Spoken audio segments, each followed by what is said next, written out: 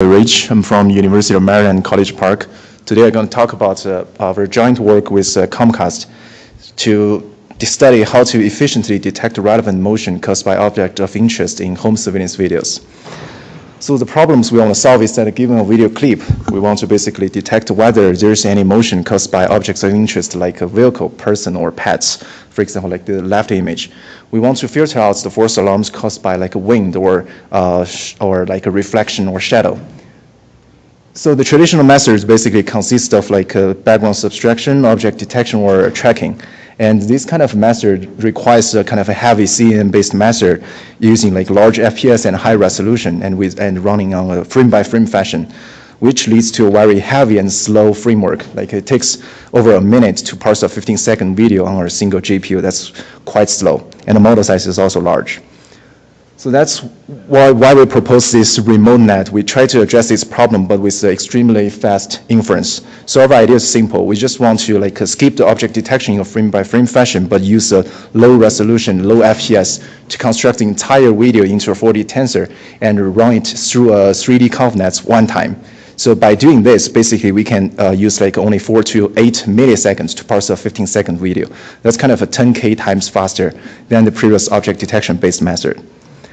But still, like even with so compact and efficient framework, how can we achieve good performance? Because we address several properties of the home surveillance video. For example, like at the input level, we find out because the cameras are fixed, and the actions we care more about is about the contour of the objects and the location changes. So we basically can use a simple idea of frame differencing rather than using the raw pixel to suppress the background and appearance variance, and encourage the networks to focus on like the contour and the motion patterns of the objects. And also at the feature and supervision level, we introduce a trainable spatial attention model. The basic idea is that we would like to let the network have the ability to localize the objects of interest. So we basically just use a weakly supervised training fashion to collect pseudo-ground truths detected by object detection in the tracker baseline and use them to train a layer of our network to predict the spatial-temporal location of the objects of interest. And further, we use this predicted mask as a soft attention mask to manipulate the features of the network, to encourage the network to only focus on those kind of objects of interest when they are at motion.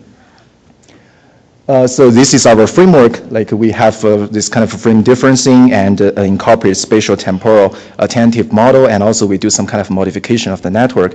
We can talk about the detail more in the poster and reading the paper. So here, I just want to show you some quick idea of how well our model can achieve. Like this is one of the performance of one category, which is the motion of vehicle. And each of the curve is the precision recall curve of our framework, and each of the points basically is the precision recall of the object detection baseline, because you have to set so many hyperparameter to like when you combine several modules together to have a pipeline. So from this figure, we can find out like our method basically can achieve similar or even better performance than these traditional methods consist of like so many different predefined methods with different thresholds. And the most interesting thing is basically time benchmarking. We can find out the high bars are the previous method like faster RCN or SSD-based detection. It's extremely slow, and our method basically you can barely see them because they're too fast, like 4 to 8 milliseconds to parse on a single GPU, and use like less than 1 second to parse a 15-second video on a single CPU. And also the model size of our network is extremely small. It's like less than 1 megabytes. And here we show some like visualization of our methods. I would like you to focus on like the third and second row. So basically the third row shows the weak supervision we obtain from object detection and tracker baseline. You can find out sometimes they fail to localize the moving objects. And the second row shows the predicted spatial temporal mask of our network. It shows the ability of the network to localize the moving objects, and sometimes even trained with this noisy label, it can recover the mistakes from the traditional method. Okay, so let's quickly conclude this work. We basically try to improve the efficiency of the detection pipeline by using some kind of task-specific properties addressed in input feature and supervision level of a 3D ConvNets to achieve 10K times faster inference while still achieve similar or even better performance.